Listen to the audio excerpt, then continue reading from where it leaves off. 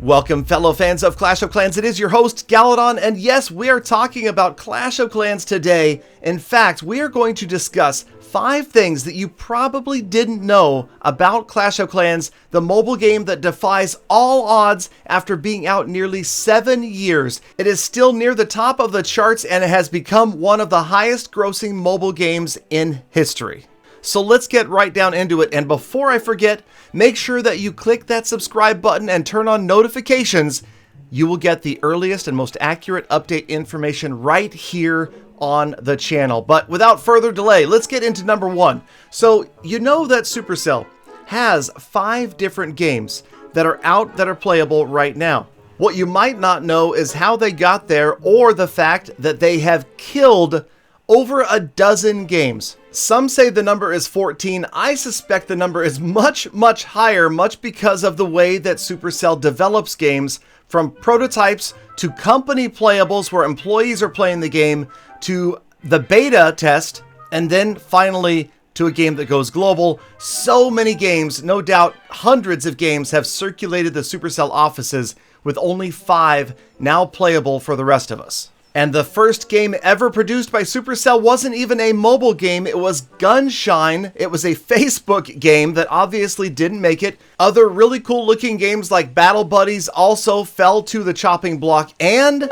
then my favorite game that has never made it, and that is Smashland. Unfortunately, this went to beta, and that's as far as Smashland got. I still hope that someday they could revive Smashland. Until then, I sadly open the app every now and then on my phone just to see if it might run again. And I do have some footage. It was kind of along the lines of Clash Royale meets Brawl Stars, in that it was PvP real-time action. You controlled your heroes on your side of the map.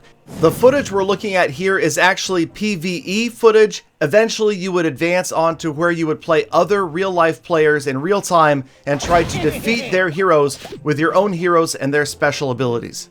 And while, yes, the game was a lot of fun, I did notice that after a couple weeks of playing, it was easy to kind of lose interest, and that didn't really go along the lines of Supercell's philosophy. The games that Supercell develops, they want you to play them for the long run, and obviously that has happened. Take a look at Clash of Clans, Boom Beach, Heyday, even Clash Royale, and of course now you're going to see Brawl Stars do the same thing. Players don't just play the game and then leave it. Most players stick around, and that is what is unique to Supercell's mobile games. Supercell is a Finnish company based in Helsinki, Finland, founded in 2010. Its CEO, Ilkka Paananen, is known as the least powerful CEO in the world. And that's what he wants to be known as, because it's Supercell's unique company model that empowers the individual and doesn't rely upon the standard idea of bosses, supervisors, chain of command. The individual employees of the company help determine its vision and make their own decisions day in and day out.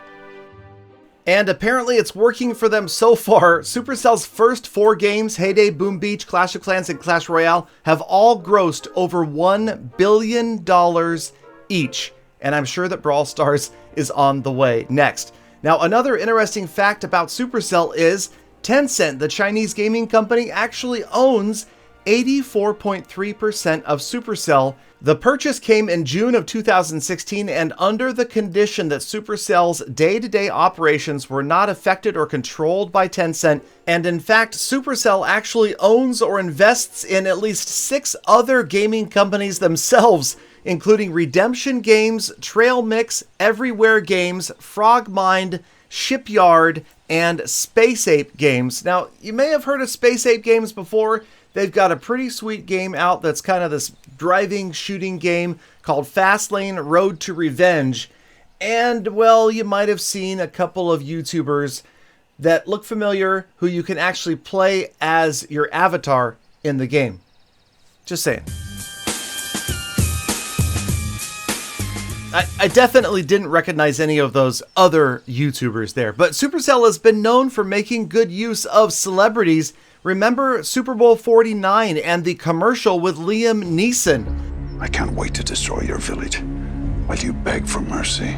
That production cost Supercell $9 million and became the most watched commercial on YouTube in all of 2015.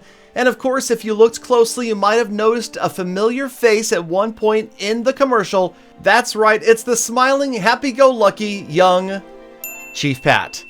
Now, of course, I do feel like there was a missed opportunity by Supercell right there. They could have easily fit in just one more cameo. Just saying, would have really dressed things up. Of course, Christoph Waltz, he was in an entire series of Clash of Clans television commercials, and many famous people play the game. John Cena!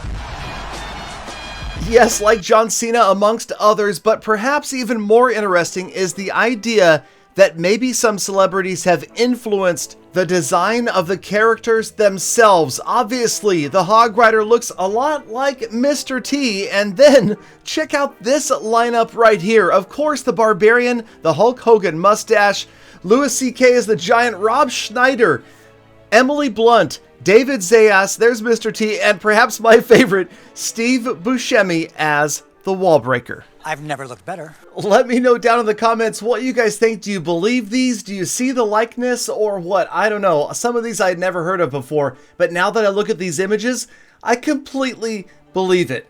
Okay, let's move on to another famous Clash character, the Pekka. The Pekka has been a subject of a lot of discussion because in-game it's referred to as a girl, yet the word Pekka is actually a Finnish male given name, like there could be a guy walking down the street and his name is Pekka. Supercell held a contest in 2012 to let players name what Pekka stood for, and this was the winning entry. It sure enough shows up under Google search. Pekka is the perfect enraged night killer of assassins.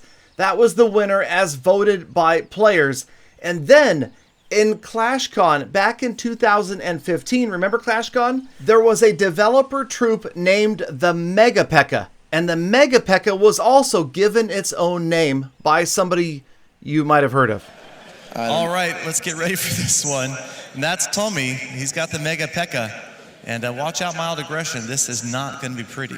All right, Tommy is the Clash lead, so I would expect him to have the most powerful troop.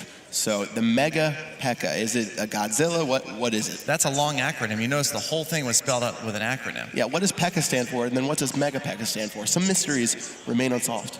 Massively energized, ground-attacking, purple, electrical kinetic killer of armies. Wow, that was great. How did you think of that? Wow. That was tough. All right. That was awesome, and man. I'm Well, done. say no more. Let's throw it to Okay, so, well, there you go. That question has been answered for the ages, the Mega Pekka. Okay, let's move on to the last of our list, number 5 of the things you might not know about Clash of Clans. And this is actually one that everybody knows, and that is that Clash has clouds.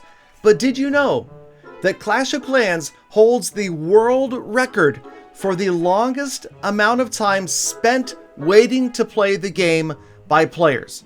That's right. They have spent more time waiting to play Clash of Clans than any other game in the history of gaming. But hey, look at it this way. You can choose now.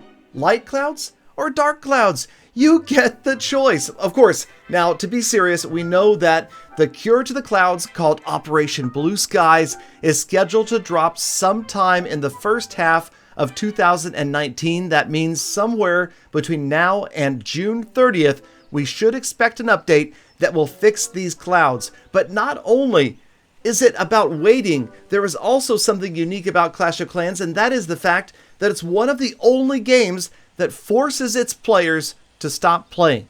Think about that one. It's kind of unusual, but then again, the developers at Supercell probably never imagined how crazy people would go over Clash of Clans. They would actually need to make them take a break from the game for their own good and, of course, to help maybe find some more bases to attack. Anyway, this has been the 5 facts about Clash of Clans that you probably didn't know. Let me know down in the comments if you learned something new today. If you didn't, I hope you at least enjoyed your time here. As always, get out there, make the best of the rest of your day, be kind to other people, animals, and the planet, and I hope to see all of you back here again tomorrow for more Full Attacks.